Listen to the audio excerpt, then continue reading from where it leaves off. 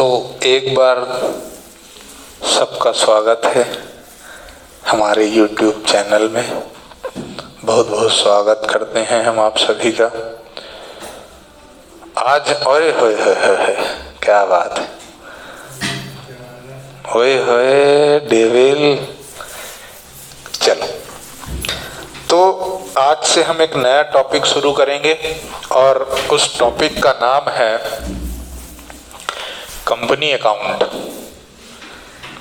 Company account, इसमें हमको दो चीजें पढ़नी है। इशू ऑफ शेयर्स,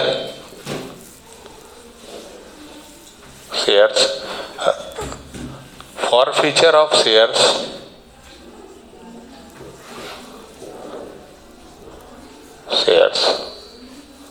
और तीसरी चीज पढ़नी है issue of debenture.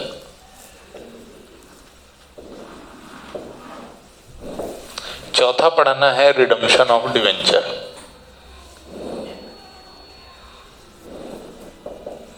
Redemption of debenture,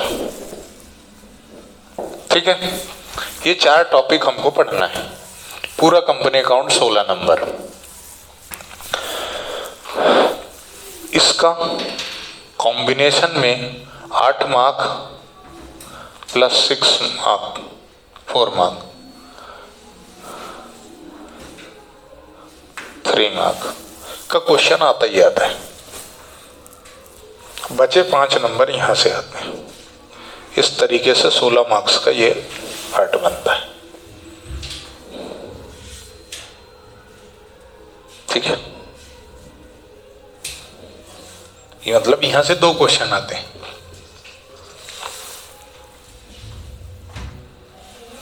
यहां से भी 2 क्वेश्चन आते हैं,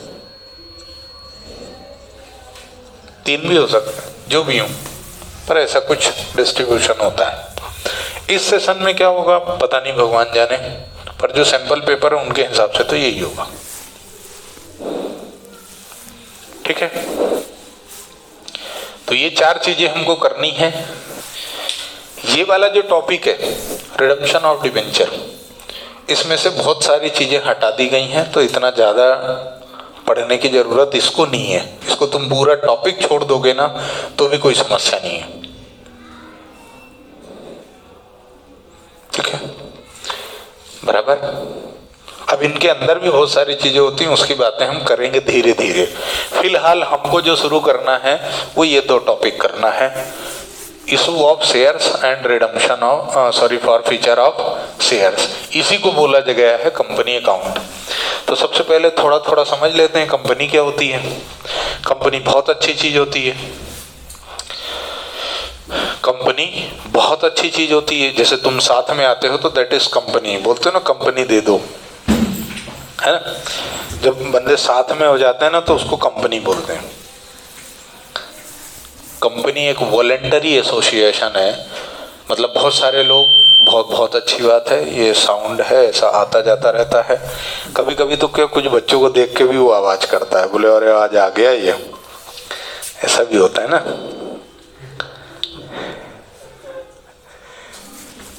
मन संतुलित और कॉन्सेंट्रेटेड होना, जहां हो वहां होना, घबराने का नहीं, है ना। टेंशन नहीं लेना लाइफ के अंदर, सब हो जाता है।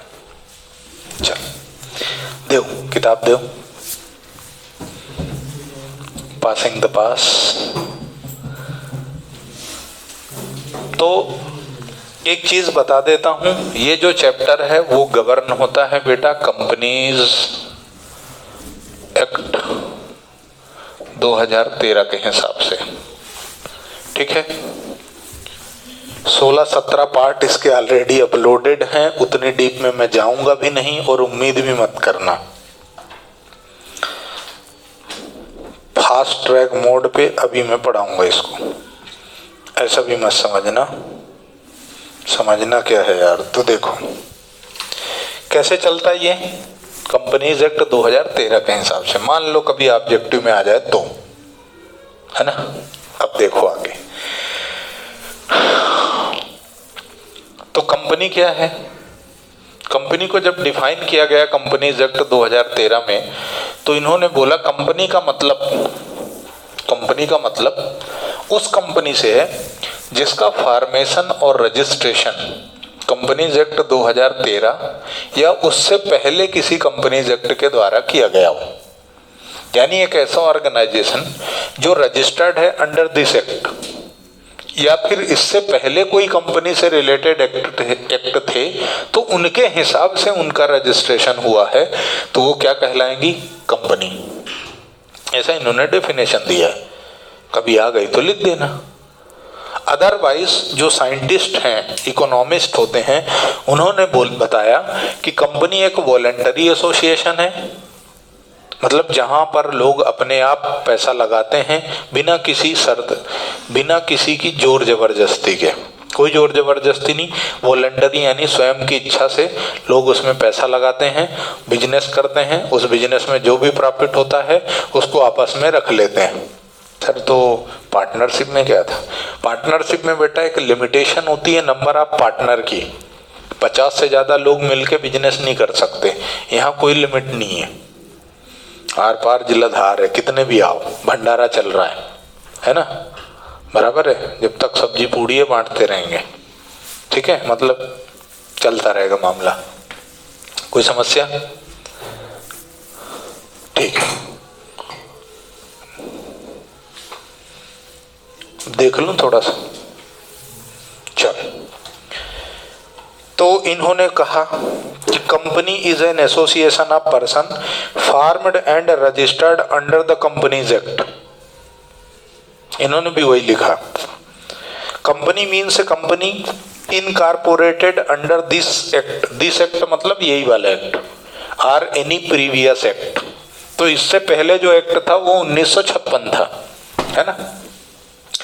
फिर एक साइंटिस्ट हैं जिनका नाम है प्रोफेसर हैनी, है ना, अपन लोग बोलते हैं ना हैनी, तो हैनी नाम के कोई वैज्ञानिक है।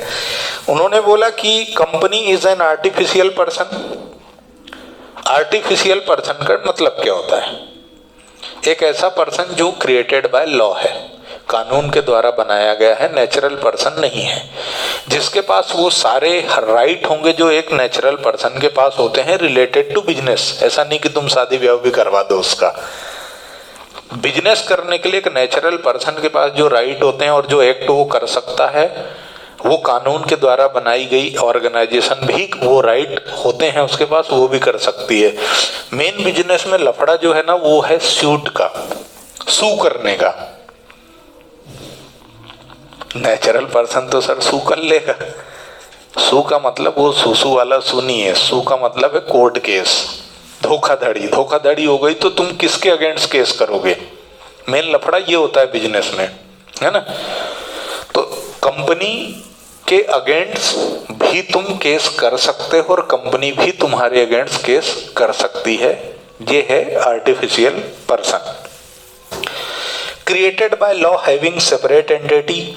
सेपरेट एंटिटी का मतलब वही है जो तुमने 11th क्लास में पढ़ा है कॉन्सेप्ट प्रिंसिपल्स चैप्टर में। सेपरेट एंटिटी, बिजनेस एंटिटी, ऐसा करके कॉन्सेप्ट पढ़ा ना भाई, 2 बार पढ़ा है मैंने, है ना, है ना, ठीक है। तो सेपरेट एंटिटी क्या कहता है? बिजनेस और बिजनेसमैन दोनों अलग अलग ट्रीट होंगे। कंपनी का भी यही है कि कंपनी के जो ओनर होते हैं वो अलग होते हैं और कंपनी को जो ऑपरेट करता है वो अलग होता है। कंपनी का हिसाब किताब सब कुछ अलग चलता है और ओनर का अलग चलता है। तुमने किसी कंपनी के कोई शेयर ले लिए, शेयर बाजार, शेयर मार्केट नाम सुना है, शेयर खरीद लिए, तुम कंपनी के ओनर हो गए, पर कंपनी तो कोई और चलाते, तुम जाते हो क्या? अरे रिलायंस के तुमने शेयर ले लिए तो रिलायंस को तुम थोड़ी चलाते हो, चलाते तो वही है ना। दोनों का सेपरेट एग्जिस्टेंस होता है। बहुत बढ़िया, एक बार और स्वागत है। With a perpetual succession. Perpetual succession का मतलब होता है गोइंग कंसर्न, मतलब जो बंद नहीं होगी, जिसके इरादे नहीं है कि बंद हो जाएंगी ये, जिसका इरादा क्या है, चलता रहेगा ये, ठीक है। उसके बाद हैविंग ए कॉमन सील। तुम नेचुरल पर्सन हो, तुम अपना ऑटोग्राफ देते हो, साइन करते हो, है ना, अंगूठा लगा देते हो, तो कोई भी कॉन्ट्रैक्ट करोगे तो साइन जरूरी है। तो कंपनी के पास ये से कोई फैसिलिटी तो नहीं है ना, तो कंपनी क्या करती है, सील लगा देती है, तो वो कॉन्ट्रैक्ट लीगली वैलिड हो जाता है। फिर उसके बेसिस में तुम कंपनी पे सू कर सकते हो, कंपनी तुम्हारे पे सू कर सकती है।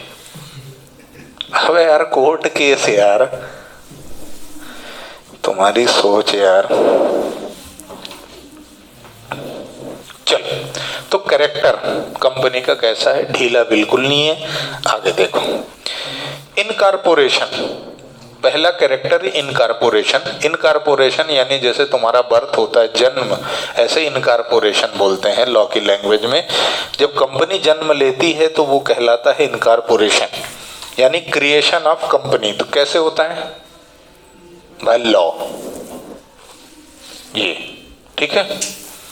नहीं, ऐसे आपस में बात करोगे ना बेटा तो मजा नहीं आएगा। सेपरेट लीगल एंटिटी मतलब कैरेक्टर है ये कंपनी का। पहला इनकॉर्पोरेशन बाय लॉ, दूसरा सेपरेट लीगल एंटिटी मतलब कानूनी रूप से ही कंपनी और कंपनी का ओनर दोनों सेपरेट ट्रीट होते हैं। कंपनी की गलती के लिए ओनर को नहीं छेड़ना। पता पड़े तुमने एक शेयर ले लिया रिलायंस का, उस पर भी 40 करोड़ का वो ठोका है, फाइन लगाया ना, है ना, तो तुम्हारे घर आ गए लेने वाले, ले जाए यार, 2-4 वो हैं, तवे हैं, बेलन है, कुकर है, ले जाओ वही जो ले जाना है। सेपरेट एंटिटी, ओनर अलग, कंपनी अलग, है ना, दोनों से कोई आपसी संबंध नहीं है। आर्टिफिशियल पर्सन मतलब एक ऐसा व्यक्ति जो उसके पास सारे लीगल राइट होंगे जो नेचुरल पर्सन के पास होते हैं बिजनेस करने के लिए। अपने नाम पे एसेट्स ले सकता है, अपने नाम पे लायबिलिटी ले सकता है, किसी से भी कॉन्ट्रैक्ट कर सकता है। उसके बाद limited liability, perpetual existence. Perpetual existence मतलब गोइंग कंसर्न, जो चलती रहेगी, बंद नहीं होगी। उसके बाद मैंने ये सारा बहुत डिटेल में एक्सप्लेन करके और अपलोड कर रखा है, इसलिए थोड़ा सा जल्दी है ना। उसके बाद लिमिटेड लायबिलिटी मतलब यहाँ पर तुम्हारे एक लिमिट होगी, जैसे sole proprietor, 11th class business studies chapter number 2 forms of business organisation. Sir अभी तो कल क्या पढ़ा था याद नहीं है, आप तो पिछले साल का पूछ रहे हो भी, वो 9 महीने ऐसे जाने के बाद। हाँ तो क्या करें, forms of business organisation, sole proprietor, है ना, पढ़ा है ना? होगा कुछ है, कोई बात नहीं। पार्टनरशिप में भी तो पढ़ा है, लायबिलिटी अनलिमिटेड होती पार्टनर की, यहाँ लिमिटेड होती है। लिमिटेड कैसे होती है? तुम जितने के शेयर लोगे उसमें से तुम जितना पेमेंट दे दोगे कंपनी का। अच्छा, ऐसे नहीं, तुमने मान लो 1000 के शेयर खरीद लिए, ठीक है, कंपनी को ये तुमने शेयर बाय किए और तुमने पे कर दिए 800 रुपए कंपनी को तुमने दे दिए, तो पे नहीं कितना किया, 200 अनपेड है। तुम्हारी लायबिलिटी की लिमिट है ये। कंपनी को मान लो कोई ज्वलंतशील घटनाएं हो गई कंपनी, तो तुमसे सिर्फ 200 रुपए वसूल किए जा सकते हैं, इससे ज्यादा नहीं। दैट इज लिमिटेशन, ठीक है। ट्रांसफरेबिलिटी ऑफ शेयर्स, आप शेयर्स किसी को भी खरीद और बेच सकते हो कभी भी, कोई बाउंडेशन नहीं है। अभी नहीं हुआ, मैं देख रहा हूं, मैं छोड़ दूंगा टाइम से। उसके बाद मैनेजमेंट एंड ओनरशिप दोनों सेपरेट होते हैं। मैनेजमेंट के लिए यहाँ पर डायरेक्टर्स होते हैं, बोर्ड ऑफ डायरेक्टर्स होते हैं, मैनेजर, एमडी, सीईओ, सीएफओ, ऐसे बहुत डिजिग्नेटेड ऑफिसर से अपॉइंट होते हैं, चार्टर्ड अकाउंटेंट, ऐसे सीए, सीएस, ये सारे अपॉइंट होते हैं जो कंपनी को मैनेज करते हैं, लेकिन उसका मालिक जो होता है वो अलग होता है। उसके बाद साइन करने के लिए इनके पास एक कॉमन सील होती है। ये कुछ कैरेक्टर है। काइंड्स ऑफ कंपनीज बात करें तो टाइप्स ऑफ कंपनीज में ये भी मैंने एक्सप्लेन बहुत अच्छे से करके रखा है, फिर भी एक बार और सुन लो। 1 पर्सन कंपनी, ओपीसी, यानी यहाँ पर सिर्फ एक ही व्यक्ति इनकॉर्पोरेट कराता है। प्राइवेट कंपनी और पब्लिक कंपनी, देखो काइंड्स ऑफ कंपनी है ना, कंपनीज है, तो OPC 1 person company, private limited मतलब प्राइवेट कंपनी, और पब्लिक कंपनी। कंपनी को बहुत सारे टाइप होते हैं ना, बहुत सारी हैं, government company, foreign company, subsidiary company, holding company, ये बहुत डिटेल में अपलोडेड है ऑलरेडी। यहाँ सिर्फ उतना जितना लिखा है। सबसे पहले ये समझो प्राइवेट कंपनी क्या है। प्राइवेट कंपनी मतलब वो कंपनी जिसको शुरू करने के लिए कम से कम 2 लोग चाहिए, मैक्सिमम 200 कि 100। ये लॉ ने लिख रखा है, कंपनीज एक्ट ने लिख रखा है मैक्सिमम कितने हो सकते हैं, ठीक है। 200 या 100 ऐसी कोई लिमिट है यहाँ पे, इससे ज्यादा लोग यहाँ नहीं हो सकते। मिनिमम कैपिटल यहाँ पर 2 लाख रुपए होना चाहिए और मिनिमम 2 डायरेक्टर यहाँ पर अपॉइंटेड होंगे, तब आप इस कंपनी को शुरू कर पाओगे। उसके बाद पब्लिक कंपनी वो कंपनी होती है जिसमें मिनिमम 7 मेंबर होना चाहिए। यानी यदि आपको पब्लिक कंपनी शुरू करना है तो कम से कम 7 लोग होना चाहिए और तुम्हारी कैपिटल 5 लाख रुपए होना चाहिए। 5 लाख रुपए 7 लोग मिल के लगा दें तो बिजनेस शुरू हो सकता है। लेकिन डायरेक्टर कितने होना चाहिए? 3 कम से कम। क्या कंडीशन हो गई? Minimum 7 members, minimum capital 5 lakh और मिनिमम डायरेक्टर 3, तो आप कंपनी शुरू कर सकते हो। मैक्सिमम की कोई लिमिट यहाँ नहीं है, ठीक, बराबर। अच्छा, अब ओपीसी। ओपीसी का मतलब है मिनिमम 1 पर्सन, एक ही बंदा कंपनी चलाएगा। मिनिमम भी वही है, मैक्सिमम भी वही है, एक से ज्यादा मालिक नहीं होंगे, वही मैनेज करेगा, सब कुछ वही है, सर्वशक्तिमान वही है। ओपीसी 1 पर्सन कंपनी, ठीक है। लिमिट थोड़ी सी देख लेना प्राइवेट कंपनी वाली। A private company is one which has a minimum paid up share capital as may be prescribed by Articles of Association। इन्होंने लिखा है ऐसा कि आर्टिकल्स, देखो कंपनी जब क्रिएट होती है तो फिर से वही बोलूंगा कि 11th क्लास का चैप्टर नंबर 2 बिजनेस स्टडीज का फॉर्म्स ऑफ बिजनेस ऑर्गेनाइजेशन में ज्वाइंट स्टॉक कंपनी पढ़ा तुमने, उसके साथ में formation of joint stock company पढ़ा। Formation of joint stock company में 5 या 7 स्टेप्स होती हैं, उसमें से एक स्टेप ये भी होती है प्रिपरेशन ऑफ डॉक्यूमेंट। और प्रिपरेशन ऑफ डॉक्यूमेंट में तुमने पढ़ा होगा कि कंपनी को 2 डॉक्यूमेंट बनाने पड़ते हैं, एक आर्टिकल्स ऑफ एसोसिएशन और एक memorandum of association. Articles of association वो आइटम है या वो डॉक्यूमेंट है जहां पर कंपनी की सारी डिटेल मेंशन की जाती है, अच्छा बुरा भला जो भी होता है सब कुछ लिखा जाता है। कंपनी की जो भी इंटरनल रूल्स रेगुलेशंस गाइडलाइन होंगे सब लिख दिए जाते हैं। चेक पे कौन साइन करेगा, कितने डायरेक्टर की साइन लगेगी, कौन सीए होगा, कहाँ बैंक खाता खुलेगा, क्या रूल्स होंगे कंपनी के, सब लिख देते हैं। जन्म कुंडली एक तरह से समझ लो, वो होता है आर्टिकल्स ऑफ एसोसिएशन। वहां पर जितनी तुम कैपिटल लिख दोगे, अदरवाइज लॉ में 2 लाख मिनिमम रिक्वायरमेंट होती है, ठीक है, बराबर। हाँ, प्राइवेट कंपनी में रिस्ट्रिक्शन होती है शेयर्स ट्रांसफर करने की। प्राइवेट कंपनी यदि आपने खोली है तो minimum 2 member, maximum 200, excluding employee. Excluding employee का क्या मतलब है? यदि किसी कंपनी के शेयर्स उसके एम्प्लॉय ने खरीद लिए हैं तो वो मेंबर की काउंटिंग में नहीं आते, उनको छोड़ दो। और मान लो 2 लोगों ने मिलके कंपनी के शेयर ले लिए तो दोनों को मिला के एक ही मानना, ऐसे करके मेंबर्स की काउंटिंग होगी। और 200 से ज्यादा मेंबर नहीं हो सकते। सीधी सी बात है, जब 200 की लिमिट दे दी ना मैक्सिमम, तो यहाँ पर शेयर ट्रांसफर नहीं हो सकते। किसमें? प्राइवेट कंपनी में। कभी आ जाए ऐसा ऑब्जेक्टिव में कि कौन सी कंपनी होती जहां पर शेयर ट्रांसफर नहीं हो सकते, लिमिट है, तो प्राइवेट कंपनी में होती है, ठीक है। 1 पर्सन में तो कर ही नहीं सकते, एक ही 1 मैन आर्मी काम है तो, है ना। पब्लिक में मिनिमम 7, मैक्सिमम की कोई लिमिट नहीं है। सर जो उसमें मूवी थी, गुरु मूवी में हुआ था, वो पब्लिक थी वो, ठीक है। चलें आगे, चलो अब अपन और आगे बढ़े सिलसिला। तो 1 पर्सन कंपनी में मिनिमम मैक्सिमम दोनों 1, प्राइवेट कंपनी में मिनिमम 2, मैक्सिमम 200, पब्लिक कंपनी में मिनिमम 7 और मैक्सिमम की कोई लिमिट नहीं है।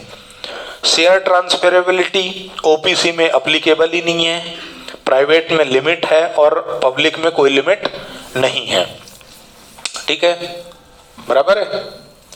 चलो आगे हम बढ़ते हैं।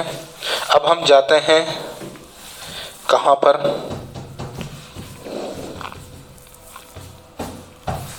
शेयर कैपिटल की तरफ। शेयर कैपिटल क्या होती है? शेयर कैपिटल समझने से पहले तुम ये समझो कि शेयर क्या होते हैं। कैपिटल क्या होती है ये तो समझते हो ना?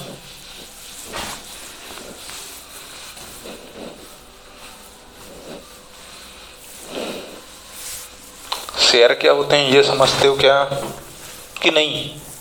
ऐसे जवाब दिया करो यार, ऐसा नाराज मत हुआ कर। ये कंपनी है, इसको स्टार्ट करना चाहते हो तो क्या लगेगा तुमको? पैसा चाहिए। इसको शुरू करने के लिए जो तुम इनिशियल अमाउंट रिक्वायर्ड है, ये क्या है? कैपिटल है ना? पर कैपिटल बोलने से काम चलेगा क्या? नहीं चलेगा। तुम्हें इसको क्या बोलना पड़ेगा? Share capital. ऐसा क्यों है? तुम्हें इसको शेयर कैपिटल क्यों बोलना है? क्योंकि इसमें बहुत सारे लोगों का पैसा लगा है। मतलब तुम्हें 10 लाख रुपए लगाना है तो 10 लाख रुपए सिर्फ तुम्हारे नहीं है, उसमें हिस्सा है लोगों का, उसमें बहुत सारे लोगों का हिस्सेदारी है, इसलिए उसको क्या बोलते हैं? Share capital. वो कैपिटल, शेयर मतलब क्या होता है? हिस्सा। यार इसमें अपने से भी शेयर करना, अपने से भी शेयर करने का क्या मतलब है कि अपना भी इसमें हिस्सा है, हक अपना भी है। तो शेयर कैपिटल मतलब किसी एक पर्सन का पैसा नहीं लगा है, बहुत सारे लोगों ने मिलकर चलाया है, ये बहुत सारे लोगों ने मिलकर के पैसा लगाया है, इसलिए उसको क्या बोला है? Share capital. और जिस बंदे ने पैसा लगाया है उसको ओनर नहीं बोलते, उसको क्या बोलते हैं? Share holder. उसको क्या बोलते हैं? शेयर होल्डर, हिस्सेदार। ठीक है? तो देखो, और इसको शेयर कैपिटल को हिंदी में क्या बोलते हैं? अंश पूंजी। अंश पूंजी, अंश मतलब टुकड़ा, है ना? तो बहुत सारे लोगों का है, थोड़ा थोड़ा मिलके बूंद बूंद से घड़ा भरा है, इसलिए शेयर कैपिटल अंश पूंजी। ठीक है, क्लियर हो गया? अंश पूंजी, शेयर कैपिटल। अब इसके भी टाइप होते हैं, शेयर कैपिटल के भी टाइप होते हैं। इसका डिस्कशन आज नहीं करूंगा, इसका डिस्कशन कल करूंगा। हालांकि अपलोडेड है यदि देखोगे तो, अदरवाइज उसका डिस्कशन कल करूंगा। करना इसलिए जरूरी है क्योंकि इसमें बैलेंस शीट बनाने को आती है, और बैलेंस शीट तभी बना पाओगे जब उसका डिस्कशन होगा शेयर कैपिटल के टाइप्स का। ठीक है, चलो आगे चलते हैं। अब हम ये समझते हैं कि शेयर क्या होता है।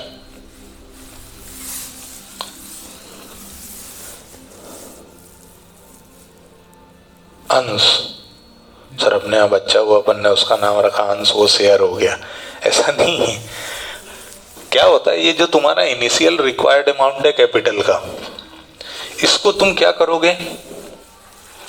Nominal denomination of rupee value में डिवाइड कर दोगे। जो तुम्हारी इनिशियल रिक्वायर्ड अमाउंट है, इसको तुम nominal denomination of rupee value से डिवाइड कर दोगे। अब जो मिलेगा वो क्या कहलाता है? शेयर। सर नहीं आया समझ में? रुपी वैल्यू का नॉमिनल डिनोमिनेशन, नॉमिनल मतलब जो बड़ी वैल्यू ना हो, छोटी वैल्यू। छोटी वैल्यू क्या होती है रुपए की? 1, 2, 5, 10, 20, 50 और 100। 500, 2000 नहीं, ये नॉमिनल वैल्यू है। इनमें से तुम देखो क्या होता है, ऐसे समझो, तुम किसी के पास गए और बोले साहब 1 करोड़ रुपया दे दो, मेरे को कंपनी चालू करनी है। क्या बोलेगा? इधर आ, घूम जा, और ऐसा ऐसा कर क्या? फिर 1 करोड़ लेने आया, चेहरा देख, देगा क्या कोई? इनिशियली कोई ट्रस्ट नहीं करता ना, भरोसा नहीं करता। डूब गए तो छोटी सी रकम तो है नहीं है कि पबजी खेल रहे थे, तुम्हारे पास 1 करोड़ रुपए थे, कमा लिए तुमने, ऐसा तो नहीं है ना। बड़ा पैसा है, कोई भी एक साथ नहीं देगा। तो बंदे ने दिमाग क्या लगाया कि अपन एक काम करो, थोड़ा थोड़ा सबसे ले लो। भाई बड़ा भंडारा करना होता तो सबसे चंदा लेते ना, तो ये बड़ा भंडारा है, सबसे ले लो थोड़ा थोड़ा। तो वो क्या करता है बंदा, जैसे मान लो 1 करोड़ चाहिए तो कितने जीरो लगते हैं, 7, है ना। अब तुमको जितने का जितना लेना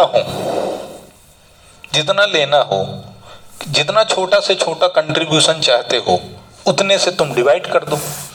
तो नॉर्मली 10 रुपए रखा जाता है नॉमिनल वैल्यू नॉर्मली, और जो नॉमिनल वैल्यू होगी उसी को बोला जाता है फेस वैल्यू। जो नॉमिनल वैल्यू होगी उसी को क्या बोला जाता है, फेस वैल्यू। थ्योरी है, ऐसा मत समझा पका दिया आज इनने। इसी के बेसिस पे तुम्हारे ऑब्जेक्टिव सॉल्व होंगे, ध्यान रखना। तो मान लो ये 10 रुपए का था, तो यहां से ये निपटा दिए तुमने, तो बचे कितने, 10 लाख। ये हो गया तुम्हारा शेयर। अब तुम्हारे पास 10 लाख शेयर हैं। अब तुम जाओ किसी को पगला बनाओ, कुशवाहा जी 10 रुपए दे दो, कंपनी के मालिक हो जाओ। इनने 10 दिए, तुमने 1 शेयर दे दिए, ये लो कुशवाहा जी एंजॉय। तब तुम कंपनी के मालिक हो।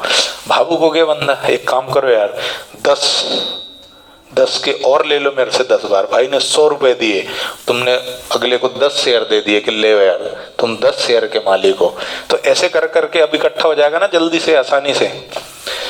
तो डिफाइन करने जाओगे तो शेयर को क्या बोलोगे कि initial amount required to start a company divided by nominal denomination of rupee value is known as shares. ठीक है, शेयर क्या है कि जो भी आपको बिजनेस शुरू करने के लिए पैसा चाहिए उसको तुम नॉमिनल डिनोमिनेशन से डिवाइड कर दो, जो मिला वो क्या है, शेयर है। अंश, टुकड़ा हिंदी में शेयर। ठीक, बराबर। आगे बढ़े। जैसे सीरियस बैठे हो यार, मतलब जैसे सर जैसे कि उसने शेयर रिटर्न करा कंपनी यार, ये अभी डाउट नहीं पूछना यार बेटा, ऐसे नहीं पूछना डाउट। अब हाँ, तुमको आया है तो तुम इसको नोट करके रखो, अपने आप खत्म हो जाएगा। ठीक है, तो ये हो गया तुम्हारा शेयर। लेकिन शेयर के भी टाइप होते हैं। शेयर के क्या टाइप होते हैं, एक होता है इक्विटी शेयर, ये सब पढ़ रखा है तुमने यार, ये प्रेफरेंस शेयर। इक्विटी शेयर में 2 टाइप होते हैं, विथ वोटिंग राइट और with differential voting right. Equity share के 2 टाइप होते हैं, एक होता है विथ डिफरेंशियल वोटिंग राइट और with voting right. Preference share में करीब 12 से 13 टाइप होते हैं, पढ़ाऊंगा मैं एक भी नहीं, ये ध्यान रखना। ठीक है, करीब 12 से 14 टाइप होते हैं। कैसे, cumulative preference share, registered, non registered, naked, ऐसे करके सिक्योर्ड, अनसिक्योर्ड। और जितने टाइप प्रेफरेंस शेयर के होते हैं उतने ही टाइप डिवेंचर के होते हैं। MP board 1 2 3 4 5 very important, exam में क्वेश्चन मिलेगा, टाइप्स ऑफ प्रेफरेंस शेयर या टाइप्स ऑफ डिवेंचर। इसके लिए जो ऑलरेडी अपलोडेड पार्ट है वहां से देख लेना। ठीक है, वेरी इंपॉर्टेंट, गारंटी मेरी मिलेगा ही मिलेगा question.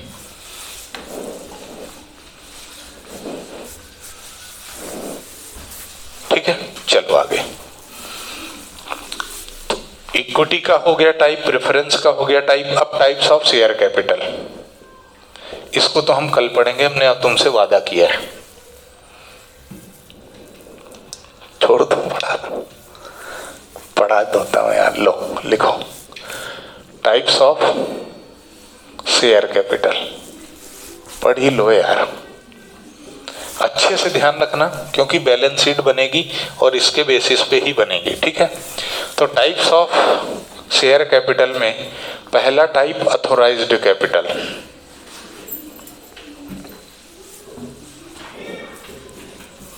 Authorised share capital, authorised share capital का मतलब होता है maximum capital. Written in MOA। MOA का मतलब होता है मेमोरेंडम ऑफ एसोसिएशन, यानी वो कैपिटल जो मेमोरेंडम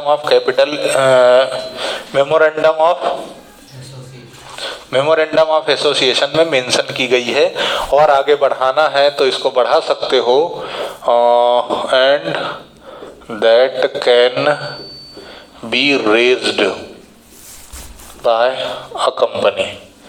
एक कंपनी जितनी अपनी मैक्सिमम कैपिटल रख सकती है, मैक्सिमम जितना कलेक्शन लोगों से कर सकती है, वो कैपिटल कहलाती है अथॉराइज्ड कैपिटल।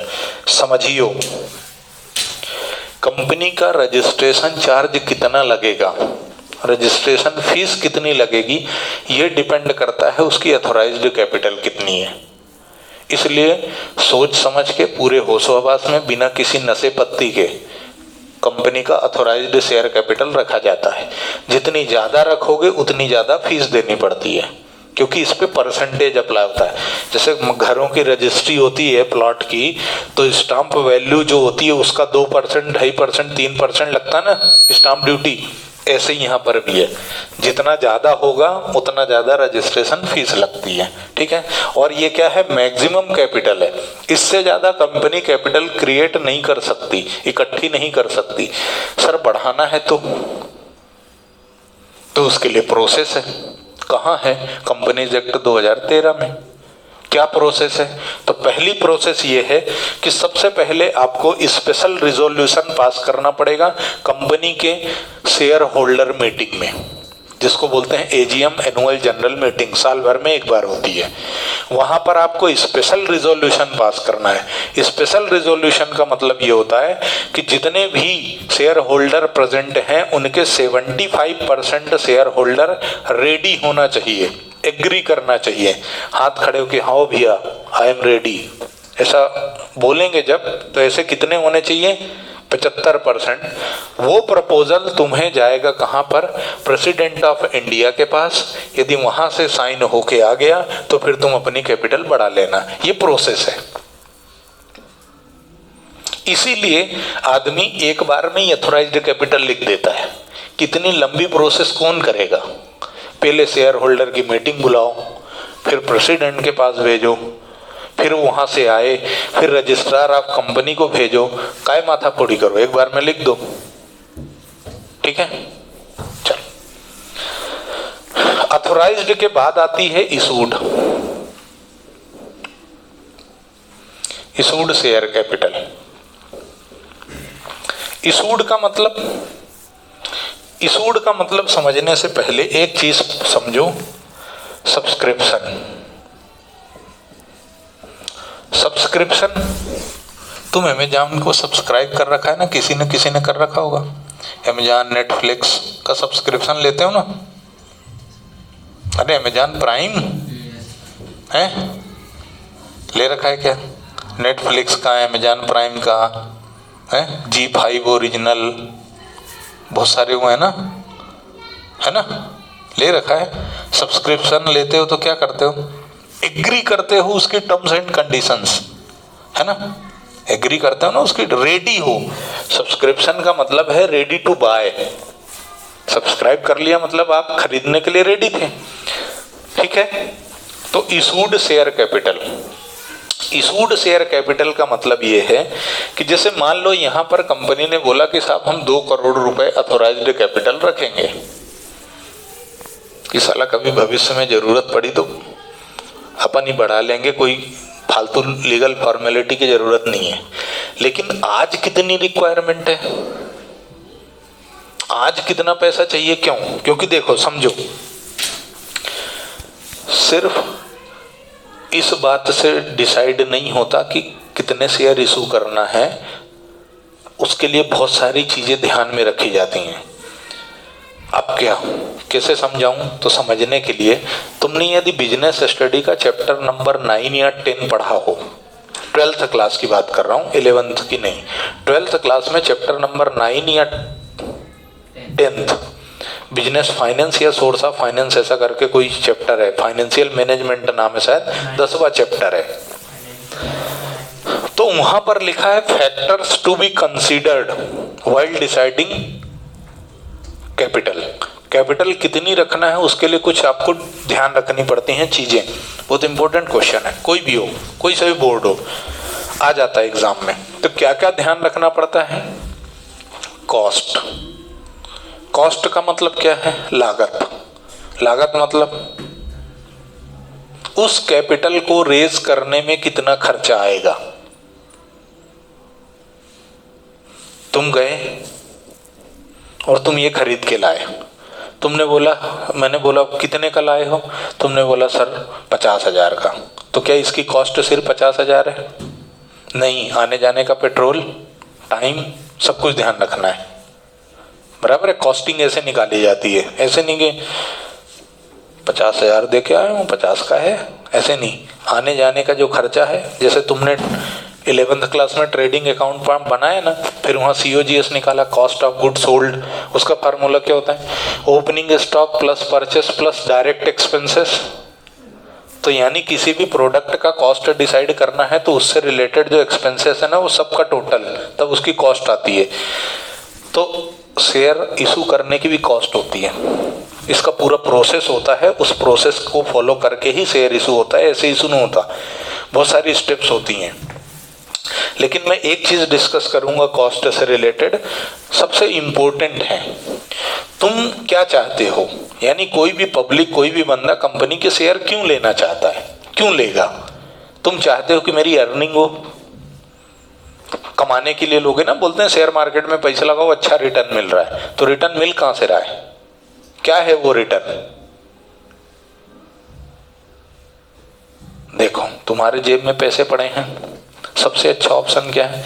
बैंक ले जाके FD कर दो, 5.5% ब्याज मिलेगा। यानी 1,00,000 रुपए जमा करोगे तो साल भर बाद 1,05,500 होंगे। 1,00,000 रुपए कितने होंगे? 1,05,500, 5.5% का रेट है साल भर का, है ना? नहीं सर, मेरे को तो 1,20,000 चाहिए, मैं तो शेयर खरीदूंगा। तो कम वक्त ये तुम ज्यादा कमाना चाहते हो, ये क्या है? कंपनी के लिए तो कॉस्ट है ना। अरे भाई, वो तुमको 20,000 दे रहा है, 1,00,000 रुपए तुम दे रहे हो कंपनी को, और वो तुमको साल के अंत में कितने दे रहा है?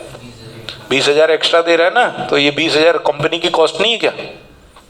तो ये जब शेयर इशू होते हैं तो इस बात का भी ध्यान रखना है कि इसको इशू करने की कॉस्ट क्या होगी। उसके साथ में जो लीगल फॉर्मेलिटी वो अलग, प्रोस्पेक्टस इशू करना है, प्रिलिमिनरी एक्सपेंसेस हैं, वो माथापोड़ी अलग, है ना। डिविडेंड, ये जो बैंक में तुम्हें ब्याज मिलता है और कंपनी जो ब्याज देती है उसको शेयर पे जो इंटरेस्ट देती है उसको क्या बोलते हैं? डिविडेंड।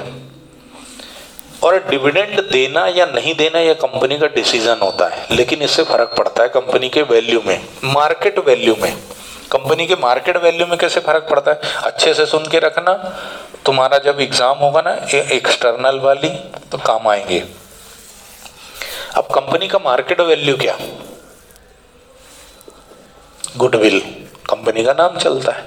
कंपनी का नाम कब चलेगा? जब company regular time to time dividend देगी, तभी तुम उसके शेयर खरीदोगे ना। कंपनी के शेयर कब खरीदोगे?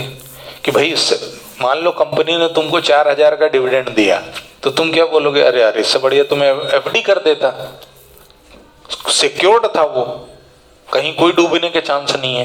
कंपनी के शेयर खरीदोगे, कंपनी डूबी तुम भी डूब गए, लेकिन FD कर दिया तो फिक्स है, कोई रिस्क नहीं है, नो रिस्क। पर यदि कंपनी के शेयर लोगे तो फिर तुम्हारी उम्मीद क्या होगी? कि मेरे को रिटर्न ज्यादा मिले। तुम्हारी उम्मीद रिटर्न ज्यादा मिलने से क्या मतलब हो गया? कि कंपनी को डिविडेंड बांटना है। यदि कंपनी डिविडेंड नहीं बांटेगी तो क्या होगा?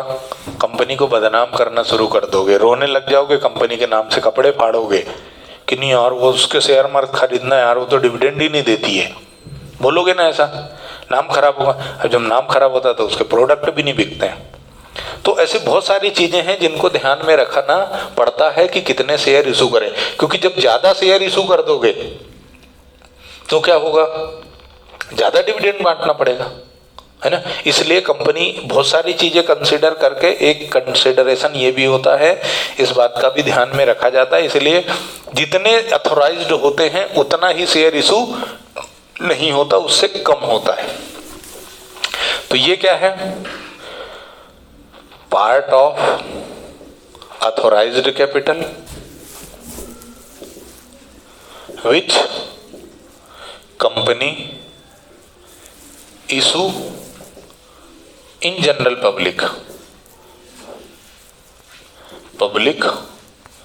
for subscription।